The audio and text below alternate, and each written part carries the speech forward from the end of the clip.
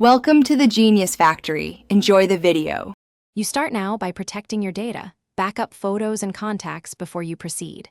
Remove any case and screen protector, then clean the glass with a microfiber cloth to rule out debris. Next, force restart the phone. Hold power and volume down for about 10 to 15 seconds. This clears temporary firmware glitches. Once done, make sure the lock screen responds. If the screen still lags, proceed to targeted checks for software and hardware causes without delay. You now determine whether apps or system software caused the problem.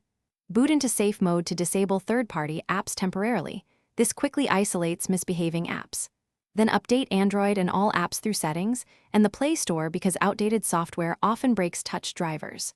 Run a touch diagnostic or enable developer options and turn on show touches to visualize input. That helps you see dead zones. If touch works in safe mode, uninstall recent apps. If not, move to deeper hardware checks next. You finish with decisive actions. Back up and perform a factory reset only after software steps fail, because that clears persistent configuration errors. If the phone was dropped or bent, inspect for loose digitizer ribbons.